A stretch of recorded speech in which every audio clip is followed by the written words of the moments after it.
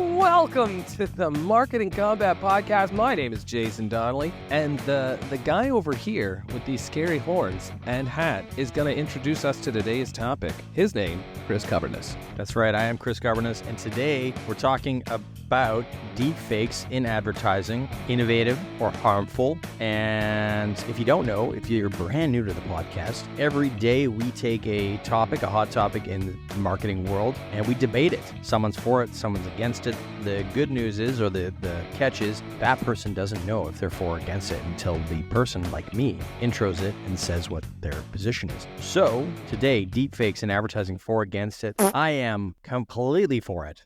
I love deepfakes in advertising. I think we need more deepfakes in advertising. I think it's a good way to connect with celebrities, which we all love and admire and want to be like. So deepfakes, the only reason why you want a deepfake is because you want to emulate a person. So for example, I'm a little upset that Scarlett Johansson is super pissed at OpenAI right now, because if you don't know, OpenAI reached out to Scarlett Johansson and said, hey, we'd love to use your voice as part of our voice, feature within ChatGPT 4. And because of her involvement in Her, which was a movie which was about artificial intelligence and sort of companionship, and she did the voice of the artificial intelligence companion, and they really wanted that voice. They wanted ScarJo's voice because they thought that would bridge the gap between, humans and AI, and sort of start to lay the groundwork for us accepting more interactions with AI using ScarJo's voice. And she said, no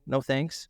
But they went ahead and made a voice similar to hers anyway, and she's super pissed about it. And I think it's going to end up in court that she's like, hey, what the hell? You used my voice. So they kind of deepfaked her voice. And I think this is a good thing. I think they were spot on. It really did a good job of bridging that gap. It did exactly what they intended to do. Was it unethical to use her likeness? That's up for debate. That's up for the laws, the courts to do this. But we're going to see more and more of this. For example, we saw bringing back the dead from people who had died many years ago. We saw some George Carlin comedy. That's just stuff that's really interesting, right? So I think deepfaking in advertising, as long as you get the permission, I think is going to be important. We'll be able to hear new works of art from Elvis, George Carlin, like I already mentioned, Richard Pryor. We'll hear new works of stuff from people that also, for example, like Randy Travis, one of my favorite country singers, he actually just put out a new record using AI as his voice because he had a stroke 15 years ago, something like that, which rendered him impossible to,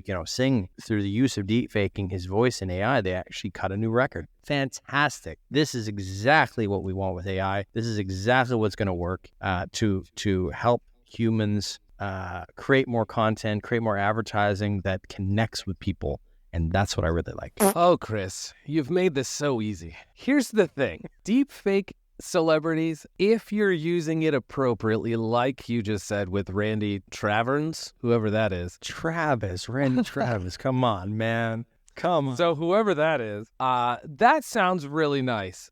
It sounds really great that they're using the AI to help him put out a new record. The issue is when the celebrities don't approve it. And the George Carlin thing that you mentioned is exactly the problem. George Carlin didn't write those jokes. George Carlin wasn't on that hour-long comedy special. His people were pissed about it and sued them to take it down immediately because it's not real. And the thing is, people are being tricked into believing this stuff is real. And then that's tarnishing the entire background of comedians like George Carlin. And the other thing is, the deepfakes, the other side of it, the dark side of it, is not just a voice or a comedy special, but it's sexual exploitation of those celebrities, deepfake, doing these horrible, grotesque things that Chris and I would never look at. But these things are going out there, and that will also tarnish these people's reputations forever, even if it's not real. So at the end of the day, no, I don't support deepfake unless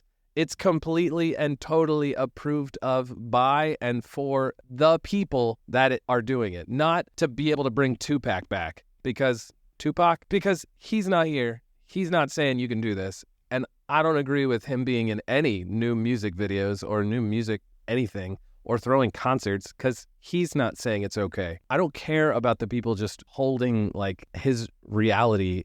It's so inappropriate. That's all I'm saying. So no, I don't agree with it. Any of it. It's gross. I think that I think that we've always had famous people showing up in different mediums. Obviously, like now from a technological standpoint, we're putting them into a medium where it is very close to real. It looks real. So it is confusing to people. And I think that there is a subset of the population that will believe that, okay, that's not real. They didn't do that. But I do think that the general population are smart enough to go, okay, that's not Scarlett Johansson's voice, or that's not Barack Obama having sex with Joe Biden. We know that's not true. We know that didn't happen. And I think that the platforms will do a good job of sort of flagging stuff like that and censoring that kind of stuff. And I think anybody with a brain will be able to realize, oh, that was deepfake. That's not reality.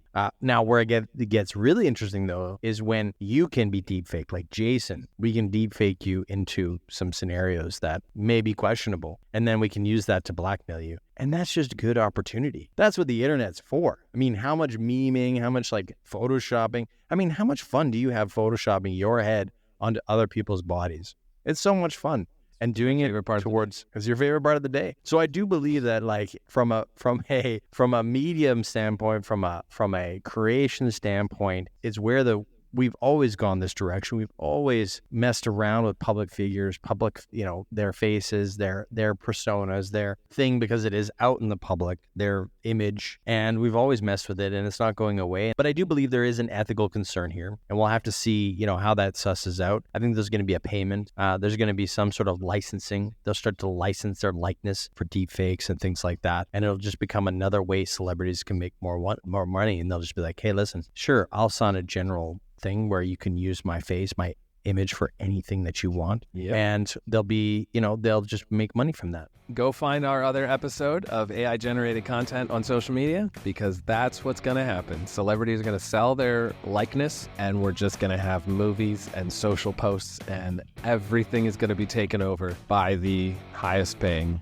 person. So back to Amazon. What do you guys think? Deepfakes in advertising, deepfakes on the internet. Good? Negative? Do you like it? Do you hate it? Tell us in the comments. Thanks for tuning in. See you next time.